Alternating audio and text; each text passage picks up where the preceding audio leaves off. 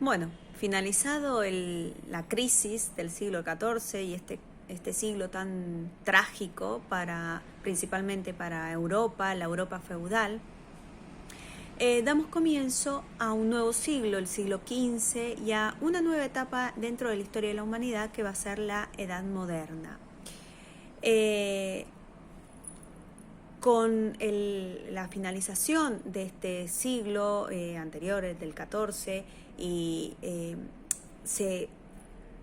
la peste cesa, deja de causar estragos, las cosechas se restablecen, eso hace que se vuelva a producir mayores cantidades de alimento. Tampoco era la misma cantidad de población a la cual tenían que alimentar, ¿no? Pero bueno, eso hace que también se tengan más campos disponibles para cosechar, para trabajar. Esa gente va a ser mejor alimentada. Entonces, paulatinamente la población va a crecer. Entonces, vemos cómo, ¿no? Vuelve todo de alguna manera a su cauce natural, a restablecerse, pero claramente luego de un siglo en crisis, este siglo va a dejar una profunda huella. Y recuerdan que en el video anterior yo les había dicho que se iba a como a dejar sembrada una idea, ¿no? Esta idea de la cual habían sido abandonados por ese Dios, ¿sí? Que este Dios los estaba castigando. ¿Qué clase de Dios era que los castigaba de semejante manera, ¿no? Entonces, no es que dejan de creer en Dios, sino que se corren un poquito, por así decirlo, de sus creencias, ¿no? Empiezan a cuestionarse. A ver, ¿qué clase, como les decía, qué clase de Dios permite esto? Semejante atrocidad, semejante terror y dolor. ¿Es ese Dios bondadoso al que le rezamos todos los domingos a la iglesia? No puede ser el mismo Dios, ¿no? Entonces empiezan a cuestionarse si todo era producto de porque Dios así lo había querido, como pensaban en aquella época, ¿no? En años anteriores y siglos anteriores. Entonces, se corren su foco de atención tanto en Dios y en lo que Dios quiere y en lo que Dios propone y dispone, y empiezan a buscar otro tipo de explicaciones, no tan vinculadas con la fe, sino más bien con la razón. De esta manera se va a dar origen a un movimiento, ¿no? Que se lo va a conocer con el nombre de humanismo, porque en realidad el hombre empieza a ser el centro, ¿sí? De atención, de investigación.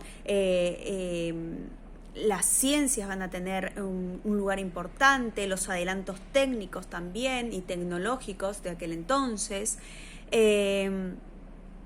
Y el aspecto religioso va a ser muy importante, va a seguir siendo muy importante, la iglesia va a seguir teniendo mucha fuerza y mucho peso, pero va a quedar relegado un poquito más al ámbito de lo privado. Y como les decía antes, se van a empezar a buscar explicaciones a través de la razón y no tanto de la fe. Como les decía, se va a invertir mucho tiempo y esfuerzo en la investigación y en mejorar, ¿no? La tecnología que tenían en aquel entonces. Uno de los inventos tal vez más importantes va a ser la brújula, la imprenta, fundamental, porque era la posibilidad de difundir estas ideas, ¿sí? Si bien todavía se llegaba a un porcentaje de la población muy pequeño, porque no todo el mundo sabía leer, no es como ahora que se puede acceder a la escuela o que gracias a internet uno puede acceder masivamente a distintos conocimientos. Antes era como para un sector muy reducido de la población. Aún así, es como para nosotros decirnos hoy internet. Bueno, en aquel entonces era la imprenta. se podía transmitir y guardar ese conocimiento, ¿sí? De manera ya en mayores cantidades. Piensen ustedes que antes los libros se transcribían de manuscritos, ¿sí?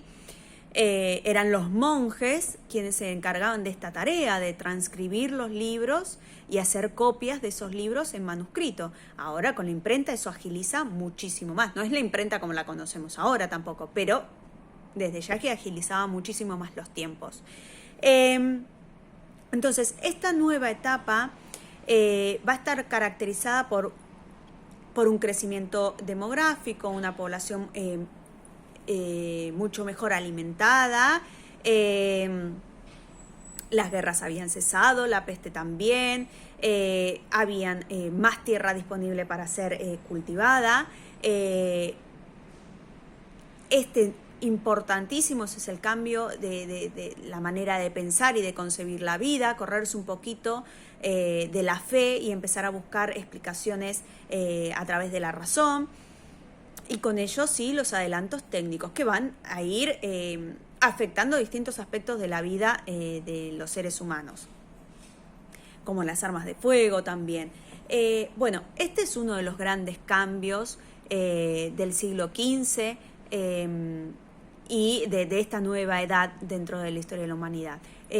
Como dije anteriormente, todas estas personas que se dedicaban a estudiar, a investigar, filósofos de distintas ramas del conocimiento, esta etapa se lo va a conocer dentro, ¿no?, de la edad moderna como el humanismo, y su rama artística, ¿no?, va a ser conocida como el Renacimiento, ¿sí? El renacer de, o sea, dejar en cuanto al arte, dejar tanto por de lado un poco la temática religiosa y va a renacer esa cultura grecorromana, ¿sí?, de la antigüedad clásica, tanto de Grecia como Roma. Se van a retomar mucho de los mitos, pero bien, eso es un capítulo aparte, un video aparte, merece otro tipo de explicación en profundidad en el próximo video. Chao.